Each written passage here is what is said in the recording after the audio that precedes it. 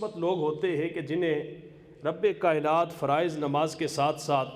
نوافل کی ادائیگی کے اوپر بھی اللہ انہیں استقامت عطا فرماتا ہے۔ اب تہجد کی نماز کے حوالے سے رب کائنات نے 3 لوگوں کا انتخاب فرمایا ہے، اور 3 لوگوں کا انتخاب فرمانے کے بعد اللہ تبارک و تعالی انہیں کس طرح اس عبادت کے اندر بعض لوگوں کو محروم رکھتا ہے اور بعض لوگوں کو اس عبادت کے کرنے کے اوپر آسانی عطا فرماتا ہے۔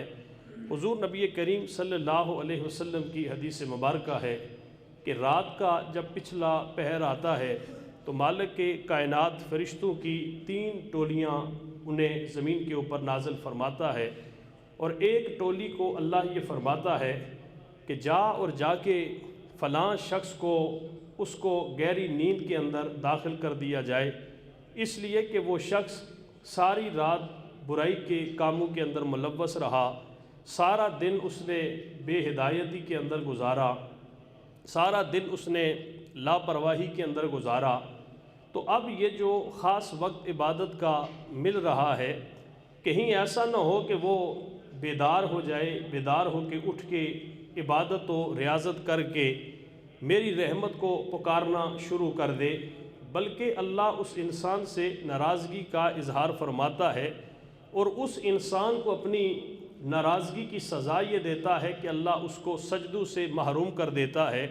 اور عبادت سے اللہ اس انسان کو دور فرما دیتا ہے۔ اور دوسرا گروہ وہ ہوتا ہے کہ جو اپنے بستروں کے اوپر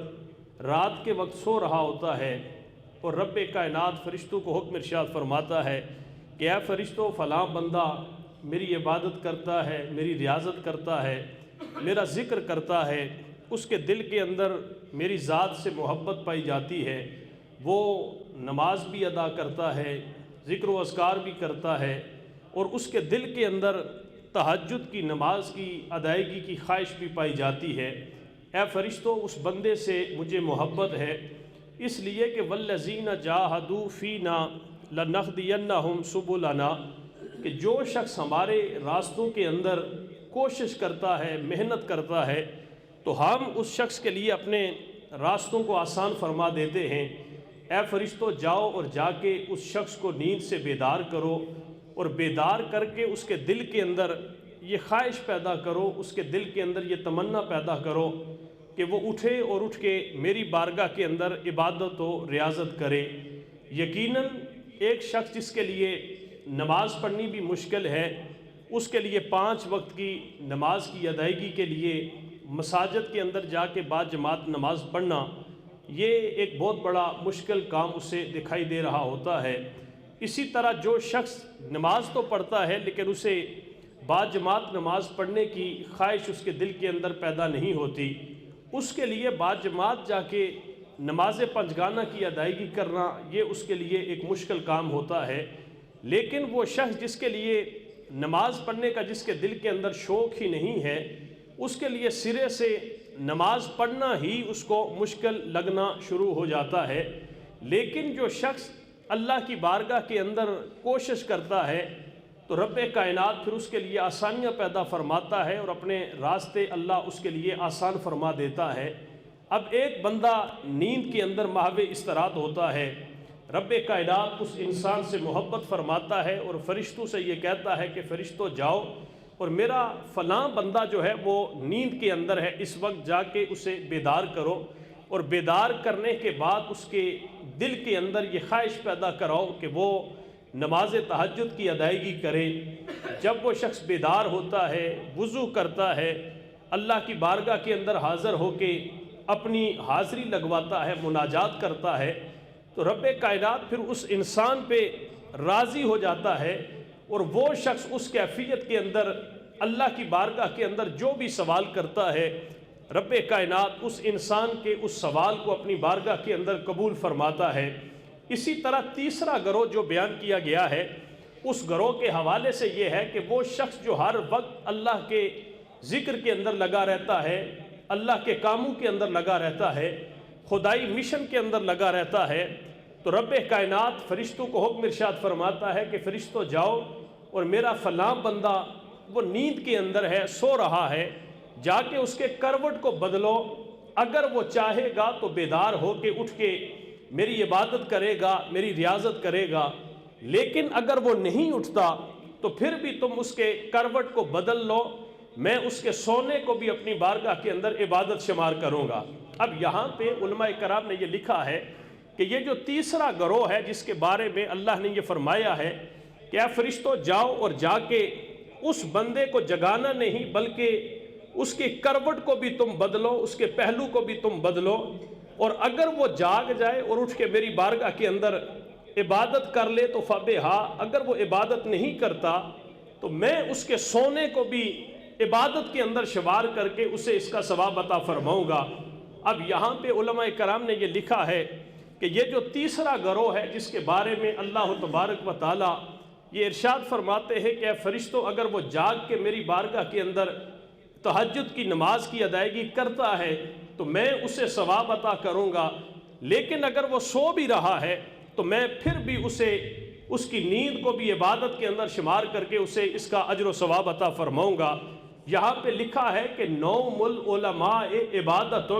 کہ یہ جو تیسرا گروہ ہے اس کے بارے میں اللہ نے فرمایا کہ یہ میرے علماء کا گروہ ہے، میرے محبوب کے دین کے جو وارث ہے یہ ان کا گروہ ہے کہ رب کائنات جن کو سونے کا بھی ثواب عبادت جتنا عطا فرماتا ہے۔ ایک شخص ہے، اس نے گھر کے اندر کام لگوایا ہے اور وہ کام کرنے کے لیے کسی کو اجرت پہ لے کے آتا ہے اور اس کے ساتھ دہاڑی کی بنیاد پہ کہتا ہے کہ تو نے دہاڑداری پہ وہاں کام کرنا ہے۔ اب وہ مزدور جب اس کے گھر پہ آتا ہے اس نے اس سے لکڑی کا کام کروانا ہے، دن کی اجرت طے ہو گئی کہ اتنی تیری اجرت ہے اور شام کے وقت میں تجھے اتنے پیسے دوں گا، سارا دن تو نے یہاں پہ کام کرنا ہے۔ اب وہ شخص جو اس آدمی کے گھر میں جاتا ہے اپنی آری اپنا اوزار لے کے وہاں پہ پہنچتا ہے، لکڑی کی کٹائی کو شروع کر دیتا ہے، تھوڑی دیر کے بعد اس کی وہ آری جو ہے وہ کند ہو جاتی ہے، اس کے دندوں کو تیز کرنے کے لیے وہ جو لکڑی کا کام کرنے والا اسے تیز کرنے کے لیے بیٹھ جاتا ہے، تو اب وہ جو اپنی آری کو تیز کر رہا ہے، اپنے اوزاروں کو تیز کر رہا ہے، اب یہ نہیں ہوتا کہ اس کے اس ٹائم کو کاٹ دیا جاتا ہے، بلکہ وہ جتنی دیر ان اوزاروں کو تیز کرنے کے اندر لگا رہتا ہے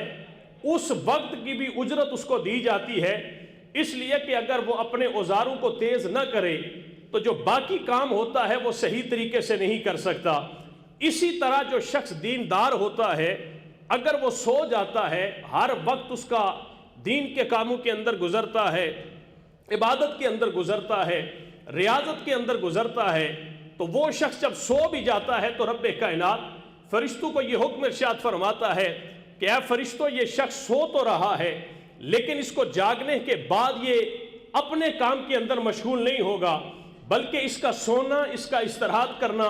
اس کا آرام کرنا یہ در حقیقت میں اس لیے آرام کر رہا ہے کہ جب یہ بیدار ہو جائے گا تو اس کے بعد بھی اس نے میری ہی عبادت کرنی ہے، میرا ہی ذکر و اذکار کرنا ہے، میری ہی بارگاہ کے اندر حاضر ہو کے دین اور خیر خواہی کے کام کرنے ہیں۔ اے فرشتوں اس کو سونے کی اس کو نیند کی کیفیت کے اندر بھی اس کا سونا بھی عبادت کے اندر شمار کرو اور اس کا بھی اس کو اجر عطا فرما کر دیا جائے۔ لیکن آج ہم لوگ